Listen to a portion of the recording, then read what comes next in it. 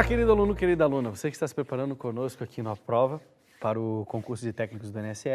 Essa é a nossa aula de número 26. Na aula anterior, a gente encerrou a parte de prescrição e decadência. A gente viu também contagem recíproca de tempo de serviço, que é uma coisinha bem complicada, bem específica e que, se cair na sua prova, pode fazer toda a diferença você saber como é que funciona a tal da contagem recíproca de tempo de serviço, tá certo? Para esta aula, eu preparei para vocês o início dos estudos sobre acidente de trabalho.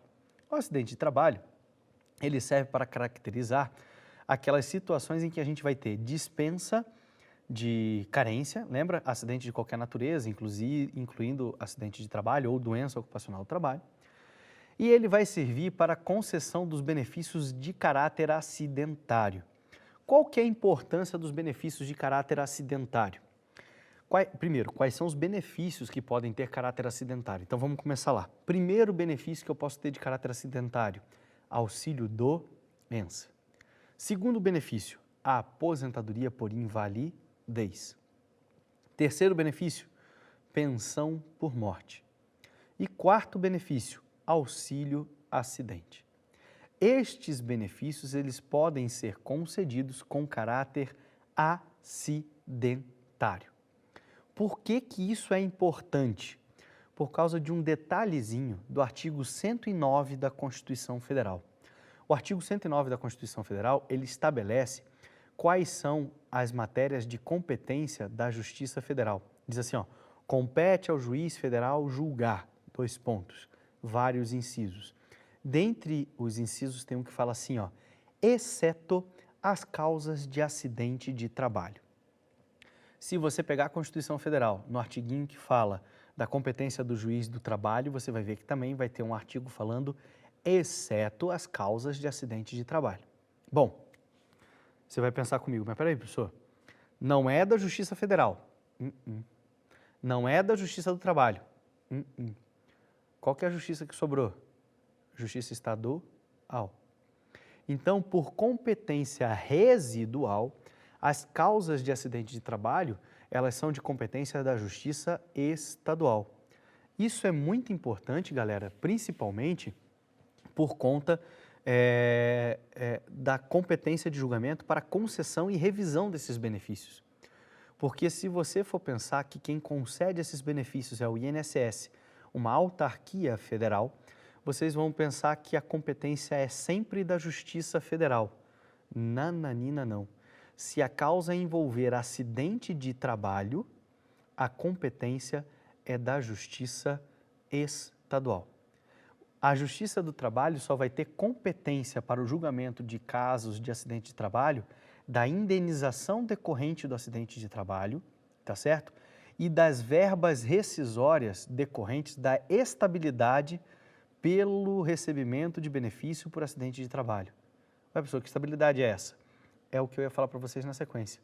Artigo 118 da Lei 8213 fala para a gente que o segurado que receba benefício por incapacidade, ou seja, auxílio-doença ou aposentadoria por invalidez, de caráter acidentário, quando retorna à atividade, ele possui estabilidade do vínculo empregatício de 12 meses. Tá certo, né?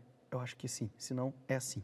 Enfim, eu tenho 12 meses de estabilidade, tá, do meu vínculo empregatício. Significa que o meu empregador tem que me aturar por 12 meses, vai ter que me segurar por 12 meses, eu não posso ser demitido? Não.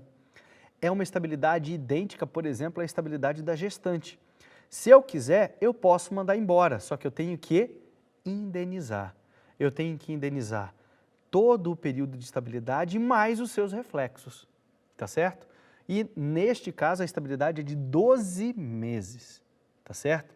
Então esse é um outro caráter importante do acidente de trabalho, que é esta estabilidade do vínculo empregatício, né, para o segurado que recebe benefício por incapacidade, ou seja, auxílio-doença ou aposentadoria por invalidez, de caráter acidentário.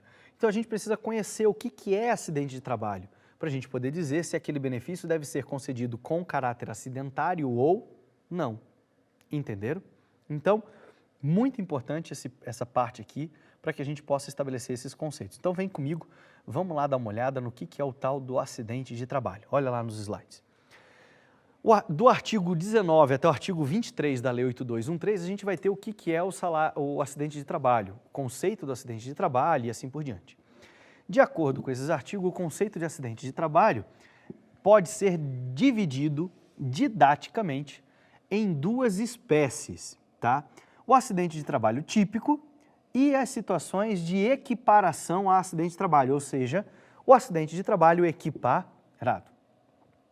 Eu entendo como acidente de trabalho típico aquele que está conceituado lá no caput do artigo 19 da Lei 8213, que fala assim, ó, acidente de trabalho é aquele que ocorre pelo exercício do trabalho a serviço da empresa ou pelo exercício da atividade especial que cause lesão, incapacidade laboral ou morte. O que eu tenho de consolidação de lesão? Auxílio acidente. Portanto, o auxílio acidente pode ter caráter acidentário. O que acontece quais são os benefícios de incapacidade laboral? Auxílio doença ou aposentadoria por invalidez. Podem ter caráter acidentário. E morte. Qual o benefício concedido por questão de morte? Pensão por morte. Também pode ter caráter acidentário. O que mais que a gente tira desse conceito do acidente de trabalho típico? É aquele que ocorre pelo exercício do trabalho a serviço de empresa. Quem que trabalha a serviço da empresa? Empregado ou trabalhador avulso. Esses caras trabalham a serviço da empresa, certo? Você vai dizer, professor, mas tem os casos de contribuinte individual, prestador de serviço, o autônomo lá, prestador de serviço. O autônomo ele não presta serviço à empresa, ele presta serviço para ele. Ele é o patrão dele. Ele se manda.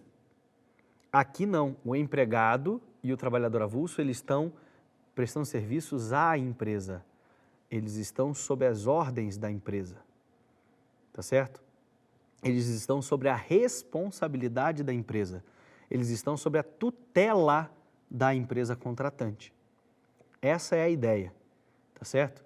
A ideia de responsabilidade. A empresa responde pela integridade física deles, tá certo?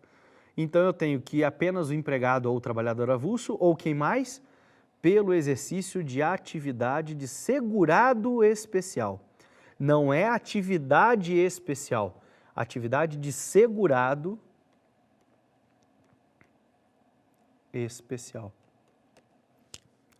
Então eu só tenho 3 categorias de trabalhadores obrigatórios, de segurados obrigatórios, perdão, que podem receber auxílio acidente. Professor, tá maluco? Auxílio acidente não. Que podem receber benefício acidentário, tá certo? O empregado, o trabalhador avulso e o segurado especial, tá bom? Anotem, a gente vai falar sobre uma emenda constitucional que enlasteceu os direitos e garantias fundamentais aos empregados domésticos. Nessa emenda constitucional, a gente vai ter que o empregado doméstico ele passa a ter direito a estar incluído no seguro de acidente de trabalho, que é aquele SAT que a gente já falou lá atrás. Meus queridos, existe uma discussão inicial, tá? Principalmente em termos doutrinários e da jurisprudência, se com esta inclusão do empregado doméstico ao direito ao seguro de acidente de trabalho, ele teria direito aos benefícios acidentários, tá certo? Inclusive até o próprio auxílio acidente. Não tivemos alterações do texto da lei, mas esta inclusão foi uma emenda constitucional, hierarquicamente superior. Então a gente provavelmente vai ter algumas alterações aí, ou no texto da lei, ou algum posicionamento do STF a respeito da matéria, tá certo?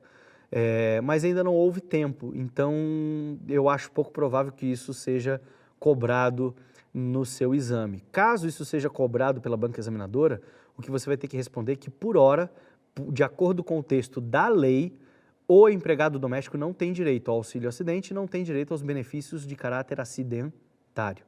Entenderam? Beleza, isso ficou bem definido.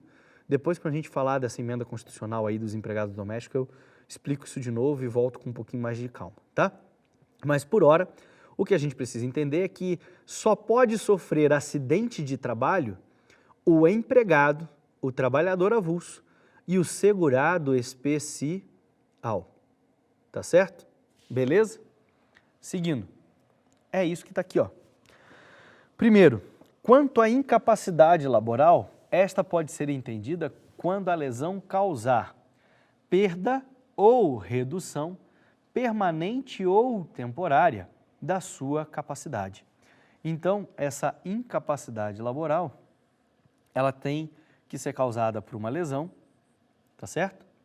Que acarrete perda ou redução permanente ou temporária da capacidade. Aí quer ver, olha só, se eu perco temporariamente minha capacidade para o trabalho, eu tenho direito ao quê?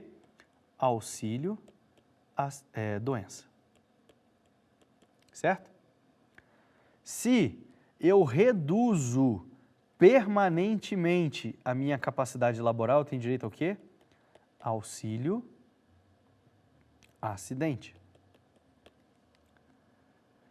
Se eu perco permanentemente a minha capacidade de trabalho, eu tenho aposentadoria por invalidez ou, se for o caso, pensão por morte, né? A morte é a invalidez definitiva. Tá certo? Aí falta só a gente ver a redução, não, redução permanente a gente viu, redução temporária a gente viu, perda temporária a gente viu, perda permanente a gente viu. Beleza, fizemos todas as comparações. Entenderam? Então, essa incapacidade laboral é que vai definir qual benefício vai ter caráter acidentário, tá bom? Por conta deste conceito, nós temos que apenas o segurado empregado, o trabalhador avulso e o segurado especial podem sofrer o acidente de trabalho, pois o conceito diz pelo exercício de trabalho a serviço da empresa, ou seja, sob a responsabilidade da empresa, ou pelo exercício de atividade rural ou pesqueira, que é a atividade lá do segurado especial. Ainda analisando o artigo 19, temos que a empresa é responsável pela adoção e uso de medidas coletivas e individuais, por exemplo, uso de EPIs, equipamentos de proteção individual, de proteção e segurança da saúde do trabalhador. Ou seja, é de responsabilidade da empresa cumprir com as determinações das NRs, que são aquelas normas regulamentadoras do Ministério do Trabalho e Emprego, com vistas a evitar o acidente de trabalho, sob pena de inquérito penal por contravenção punível com multa também. Também é responsabilidade da empresa prestar informações detalhadas ao trabalhador dos riscos da atividade que ele vai desempenhar, dos equipamentos e dos produtos que ele irá manipular, tá certo? Isso tudo é responsabilidade da empresa punível, tá? É obrigação da empresa fazer. Temos também a classe dos acidentes equiparados. Seu conceito vem lá no artigo 20 da 8213 e há uma subdivisão. São os casos que a gente vai ver aqui na sequência, que também são comumente chamados de doenças do trabalho ou doenças profissionais. Vocês vão ver que cada um é um conceito diferenciado. Então, olha lá. Primeiro que aparece para a gente é a categoria da doença profissional. O que é a doença profissional?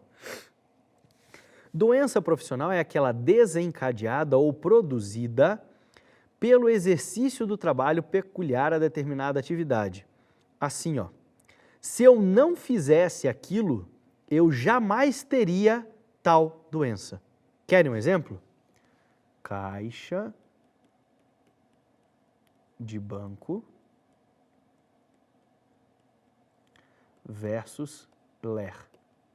Lesão por esforço repetitivo. Aquela doença que atrapalha o movimento das mãos, faz a pessoa perder a sensibilidade, diminui o movimento, perder a força das mãos e assim por diante.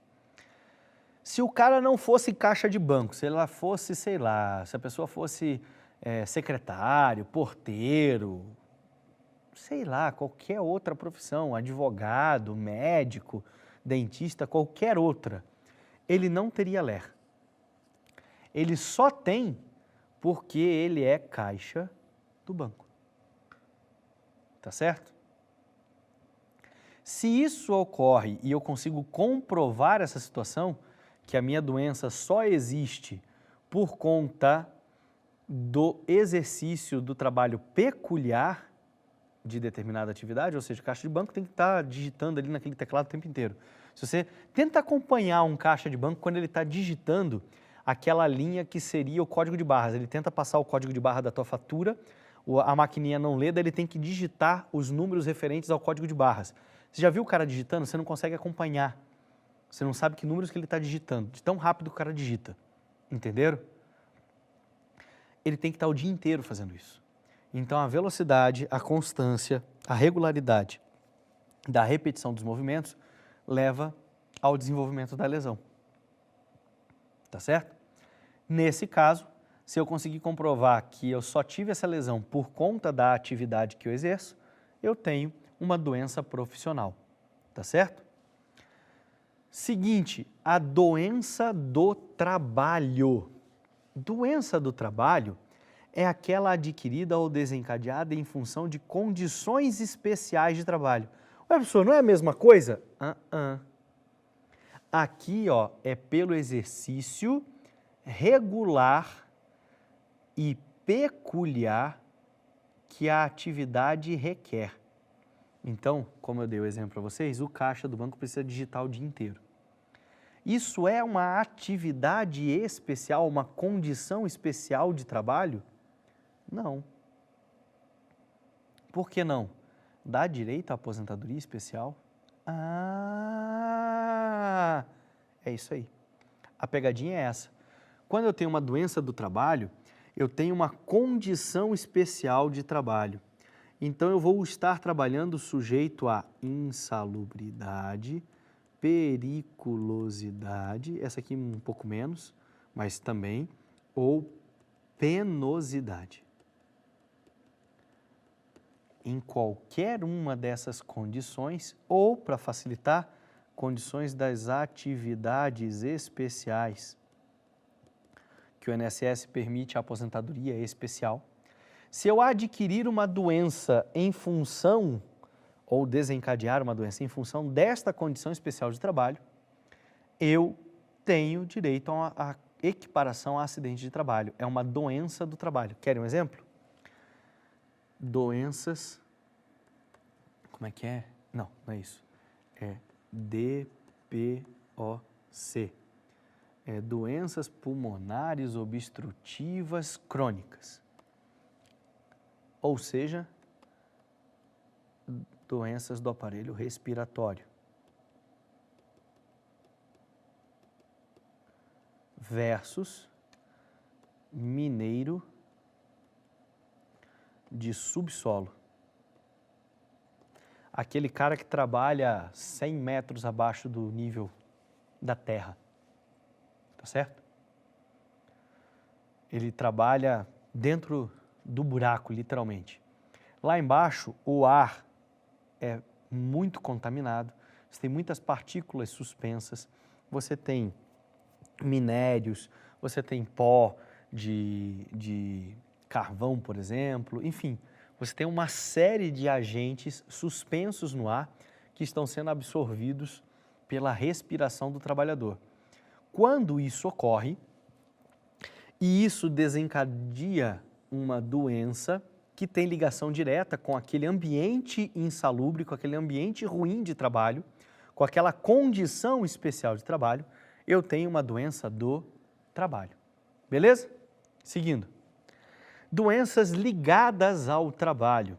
Aquela que, embora não seja causa única, tenha contribuído diretamente com a morte, a lesão ou a incapacidade laboral do segurado. Então, Eu posso ter uma LER por conta de ser caixa do banco? Posso. Mas, às vezes, eu tenho uma outra doença que não é a LER de ser caixa do banco, mas que está ligada ao trabalho que eu faço no banco, como, por exemplo, alguma doença psiquiátrica. Eu desenvolvo uma síndrome de pânico toda vez que eu ouço um barulho porque eu acho que estão entrando na agência para poder roubar minha agência. Ué, pela minha função e por circunstâncias que eu já tenha passado, desencadeou uma doença. Essa doença está causando incapacidade laboral, não estou conseguindo mais trabalhar. Não vou mais trabalhar. É uma situação ligada ao trabalho. Não foi a causa única. Existem outras circunstâncias que acabaram levando a minha doença laboral, tá certo? Às vezes até uma situação pessoal, enfim, eu tenho outras circunstâncias que estão causando essa minha incapacidade laboral. Mas o trabalho também, o ambiente de trabalho também está colaborando. Entenderam? Seguinte, sofrida no local e horário de trabalho, pelas seguintes circunstâncias: por agressão, sabotagem ou terrorismo, por ofensa física intencional, por negligência, imprudência ou imperícia, todos se praticados por terceiro ou companheiro de trabalho, por ato de pessoa privada em uso da razão e por casos fortuitos e de força maior. Quer um exemplo de caso fortuito e força maior? Estou saindo do trabalho para ir almoçar, caiu um raio, bateu na árvore que tem na entrada da empresa e um galho da árvore caiu em cima de mim e quebrou meu braço. Foi sofrida no local e horário de trabalho? Foi sofrida no local de trabalho. No horário de trabalho também, porque o horário de entrada e saída você ainda está sob a tutela da empresa, né? Você tem aqueles 15 minutinhos e tal. Beleza. Foi sofrido no local e horário de trabalho. Ah, mas foi um caso fortuito, pô, caiu um galho da árvore em cima do cara, quebrou o braço dele. Azar, é acidente de trabalho. Beleza?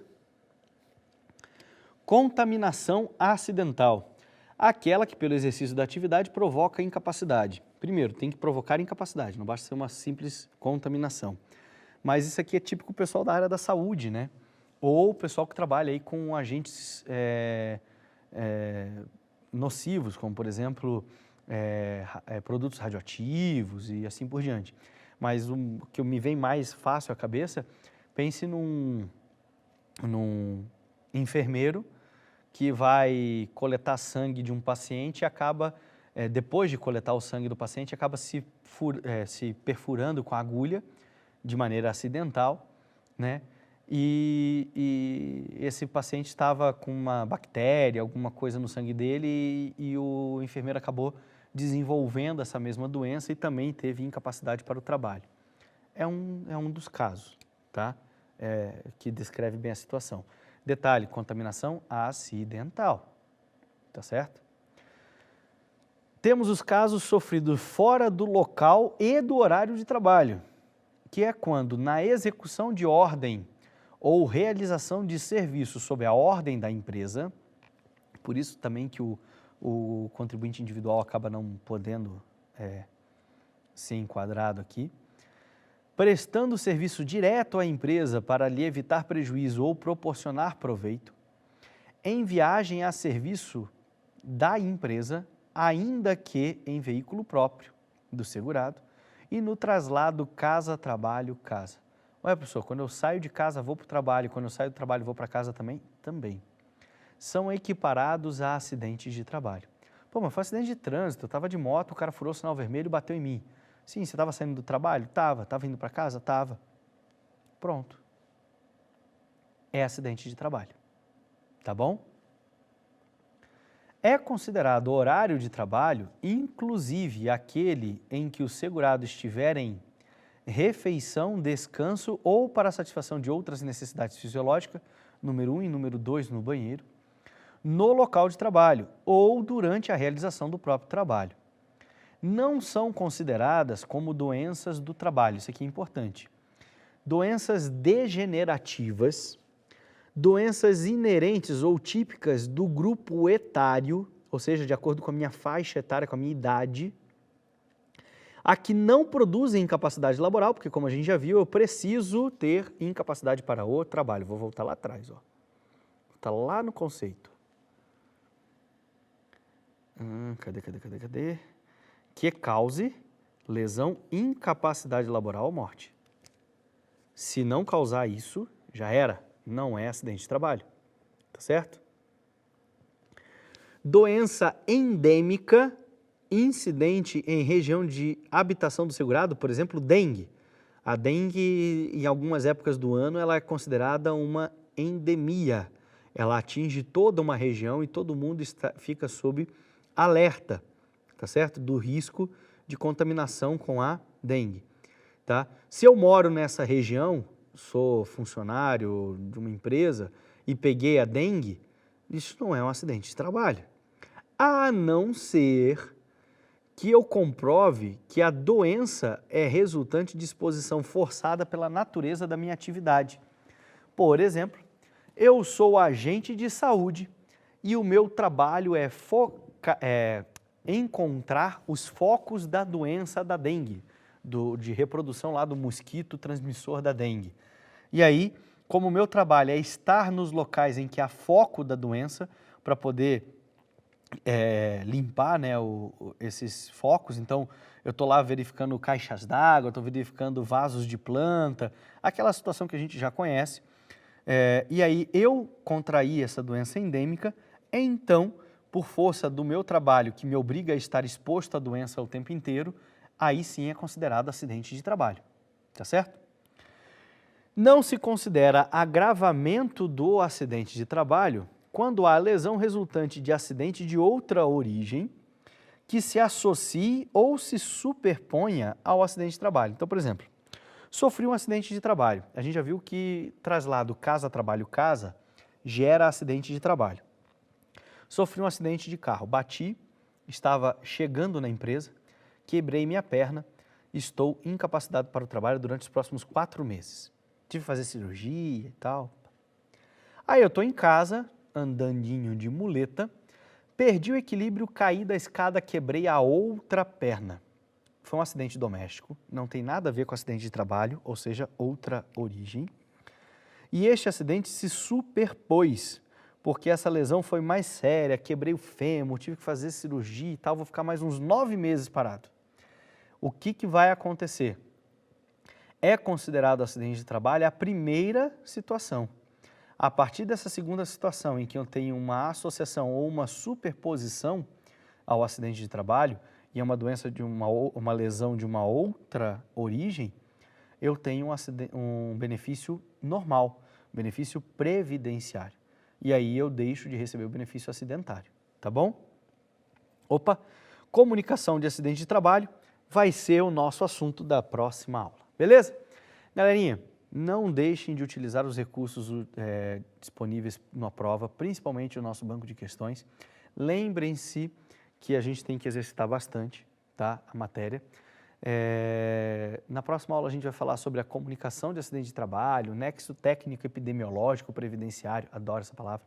Enfim, a gente está já seguindo aí para alguns assuntos mais específicos da lei sobre essa parte de acidente de trabalho, concessão de benefício acidentário e assim por diante, tá bom?